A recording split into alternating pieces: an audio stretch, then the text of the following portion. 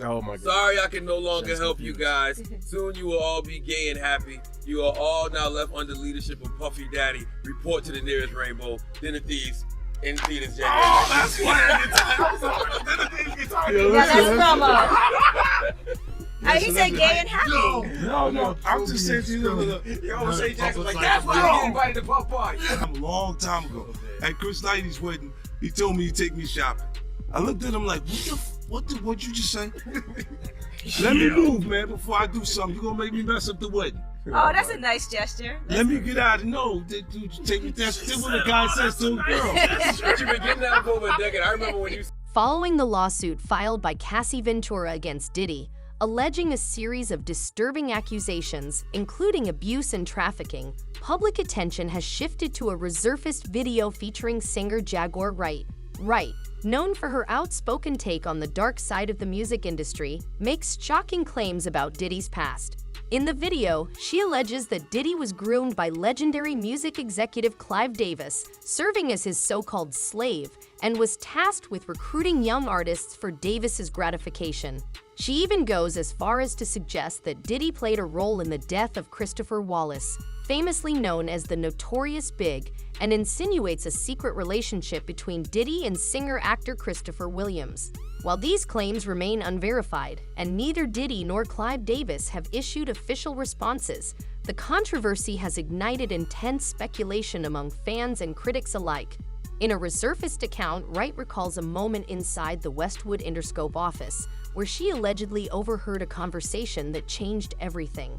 "I walked into Jimmy's office. I didn't even have to knock. We were having a conversation, and he overheard something he probably wasn't supposed to." She continued, "I'm here because Clive Davis told me that he and Puffy are real tight, lovers. At first, she thought he meant they just had mutual respect, but then he clarified, no, they are lovers." Adding to the growing storm, former Death Row Records executive Suge Knight made waves on his podcast Collect Call with Suge Knight. In a newly released episode, Knight claims that music executive Jimmy Iovine personally disclosed the true nature of the relationship between Diddy and Clive Davis, fueling even more speculation in an already heated discussion. He came out early in his career, before his first album came out, and spoke about his sexuality, having had a bisexual relationship, if you will, with another man. And you recently in your book talked about experimenting at one stage in your life with bisexuality. And we talked about what made you decide to do it, and your thoughts about Frank Ocean doing it. And can you tell the audience what you thought about Frank Ocean doing it, and did he inspire you to do it? I was very gratified that the hip-hop community embraced Frank Ocean after he revealed his sexuality. They did it with understanding and support and warmth, and it really impressed me and continues to impress me. As far as myself is concerned, I was totally straight until through my second marriage. I've got 4 kids and grandkids. Suge Knight, the revelation about Diddy and Clive Davis' relationship came during a conversation inside the Westwood Interscope office. Knight claims he entered Jimmy Iovine's office unannounced and overheard a conversation that completely changed his perspective. He recounts that Iovine relayed Davis's assertion that he and Diddy were more than just close associates, strongly implying a romantic involvement. At first, Knight interpreted this as a deep friendship, but he was taken aback when Iovine clarified that their relationship was actually romantic. During last month's podcast episode, Knight made a similar claim, this time regarding the relationship between Russell Simmons and the late Andrew Harrell, an influential executive at Uptown Records. Knight suggested that many powerful figures in the industry don't publicly identify as gay, but maintain relationships with women while secretly engaging with each other. He elaborated that these men justify their actions as just having fun, while often displaying abusive behavior toward women. Expanding on his point, Knight referenced the professional dynamic between Harrell and Simmons, implying that their collaborations at Uptown and Def Jam were intertwined with freaky activities. He also hinted at Puffy's involvement, suggesting that Harrell played a key role in introducing him to the industry. However, Knight carefully used the term allegedly throughout his discussion, likely to avoid legal repercussions. Meanwhile, the attacks on Diddy keep coming. The 48-year-old rapper 50 Cent continues to take jabs at the bad boy mogul without relenting. Previously, he ridiculed Diddy by mocking his absence from the Grammy Awards. Sharing a screenshot of a report confirming Diddy wouldn't be attending, 50 sarcastically advised him to reconsider, doubting he'd win any trophies.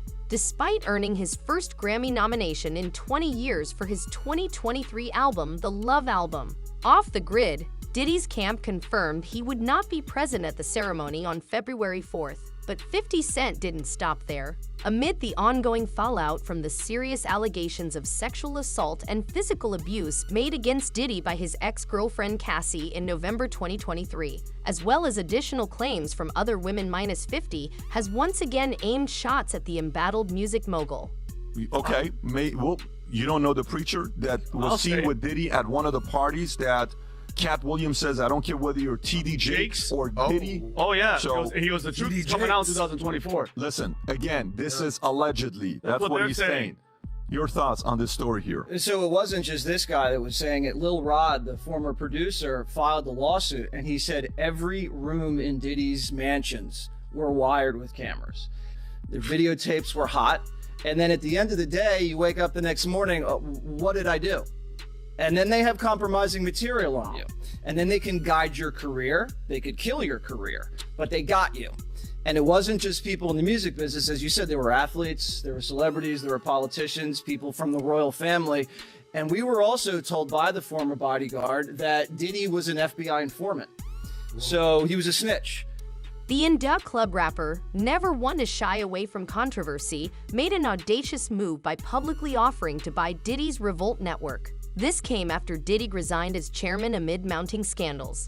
Taking to X, formerly Twitter, 50 Cent boldly declared his interest, suggesting that with major sponsors like Cadillac and AT&T likely to pull out, Revolt's value would plummet.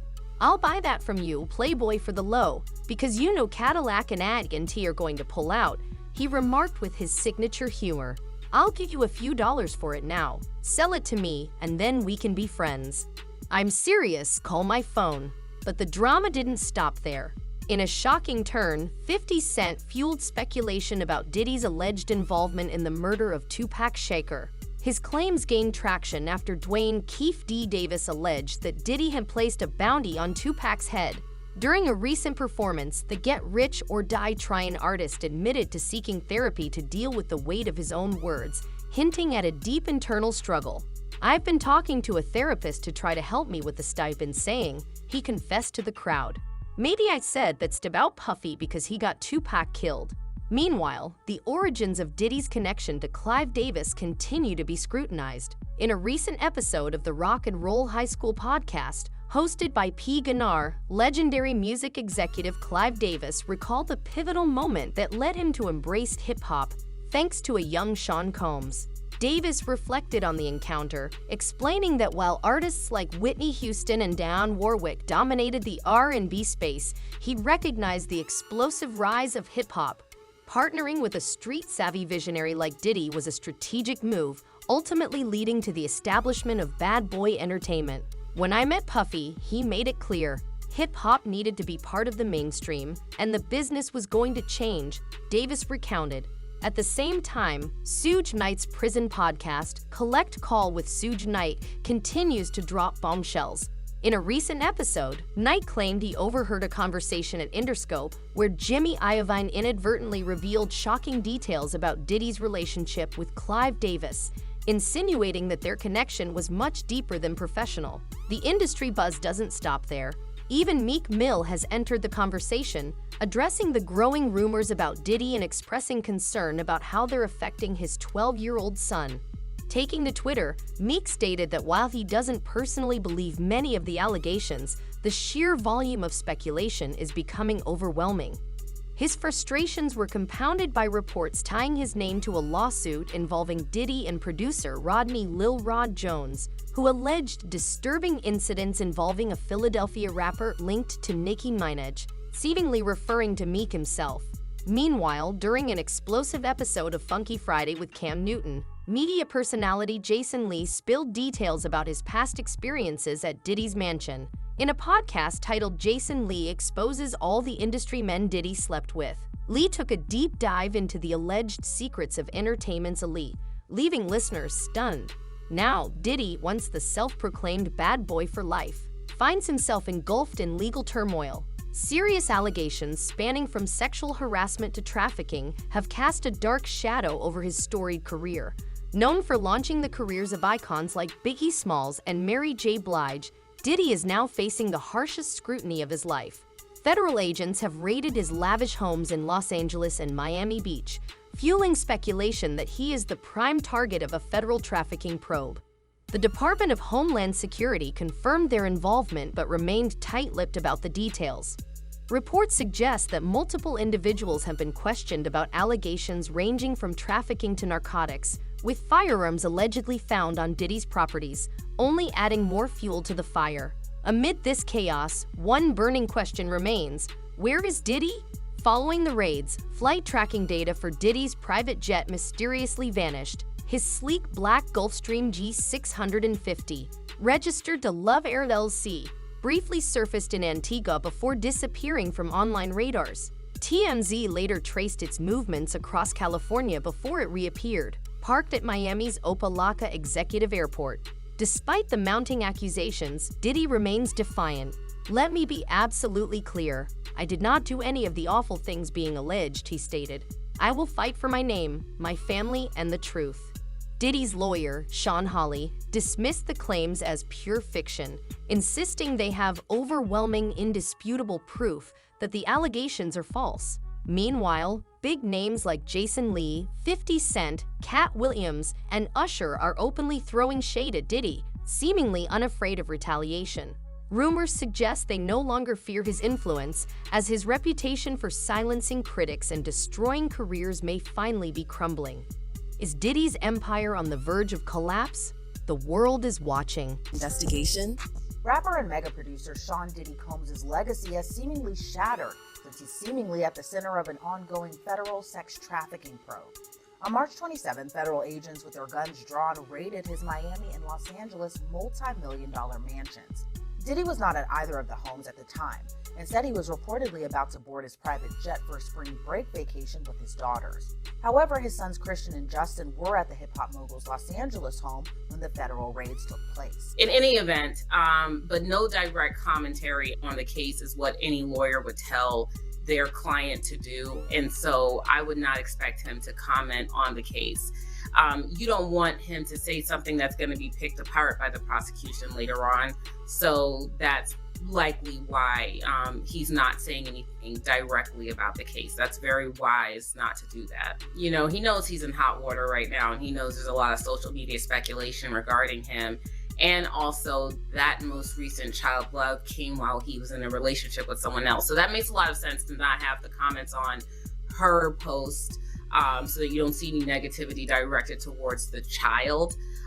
Now, it's something to remember is that these social media personalities and celebrities and moguls, their social media presences are monetized. Rumors are swirling that Diddy may have gone to great lengths to silence those who dared to speak out against him. A resurfaced TikTok clip has reignited conversations, featuring interviews with various rappers and singers discussing Puff Daddy's infamous all-male parties, fueling speculation about his personal life and industry secrets. Whispers in the hip-hop community suggest that there's more to Diddy's story than meets the eye. Some believe his current troubles stem from people speaking out about his alleged efforts to keep certain aspects of his life, such as his elite parties and clandestine affairs, under wraps. It's not just industry insiders like Jamie Foxx shedding light on the situation. Rappers like 50 Cent have repeatedly taken jabs at Diddy, poking fun at his exclusive soirees, rumored to feature predominantly male guest lists and younger attendees. These gatherings have long been a hot topic in the entertainment world, with many questioning what really happens behind closed doors.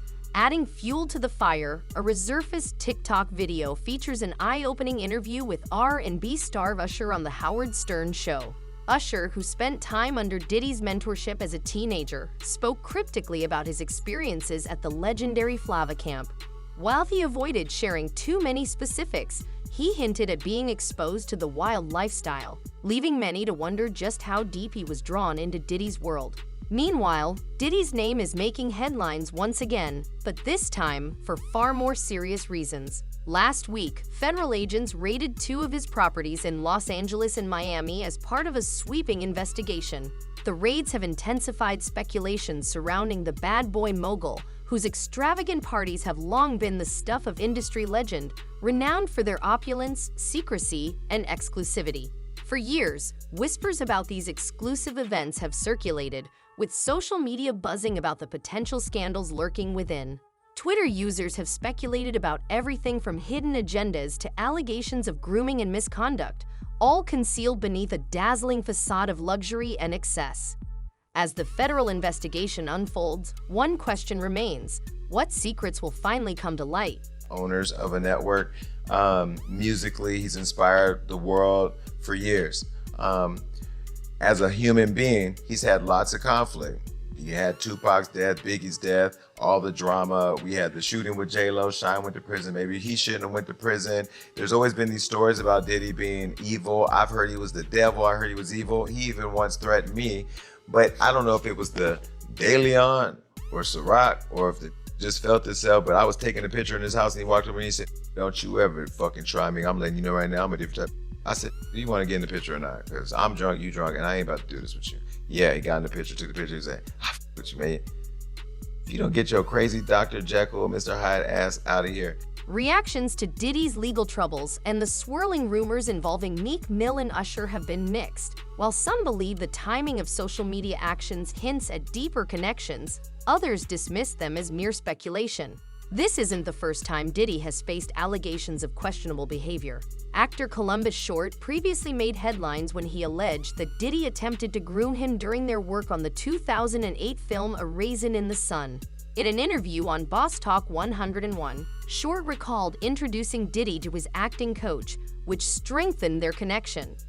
He admitted to attending the mogul's exclusive parties, emphasizing that these weren't just ordinary gatherings. "I was at the big parties," he revealed, later reflecting that, in hindsight, there was a sense of grooming. As allegations against Diddy continue to surface, Short acknowledged that he had heard whispers in the industry, but never personally witnessed anything. "As I got deeper into the game, people talked. I would hear stories, but I never saw anything. I didn't know about the after parties," he explained.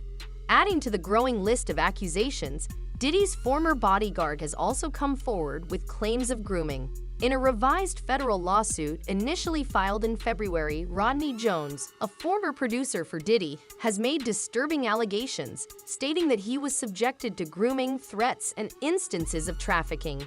As these accusations mount, the industry watches closely to see how Diddy will respond and whether more revelations will come to light.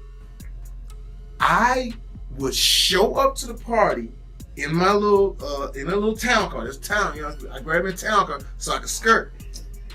Puff the SUVs and the Bentleys, the whole night. He get out. I get out too with a camera.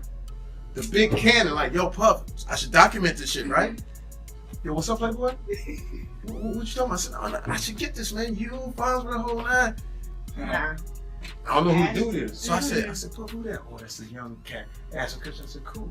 So I asked Demi Moore, I said, "Is it cool if I?" She said, "Sure, whatever."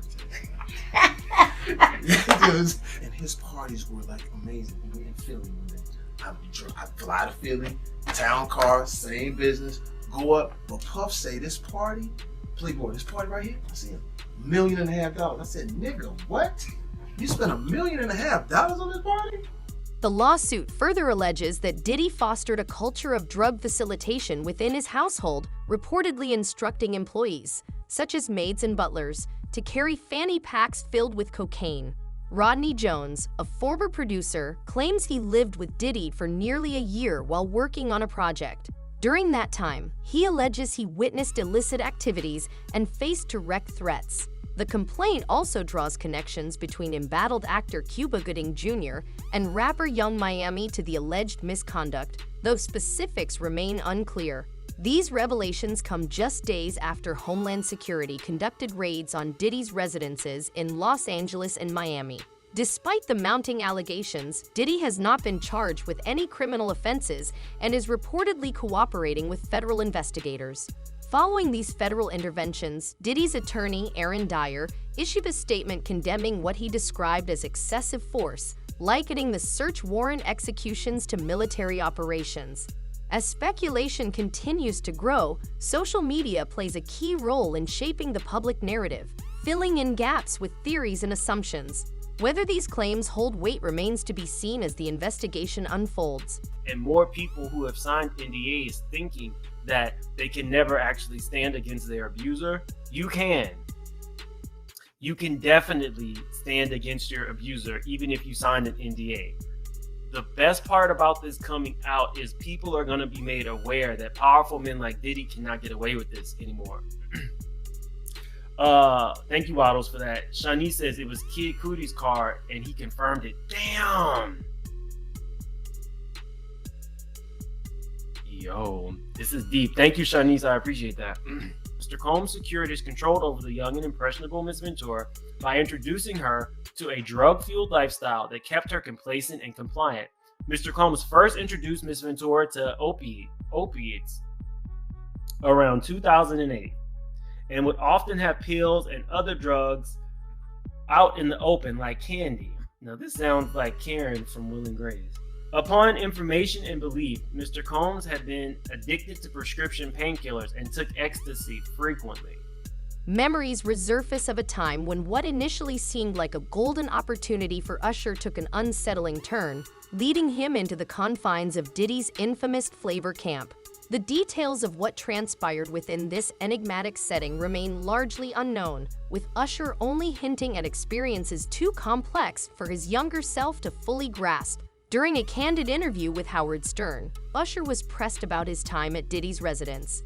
His response was notably reserved.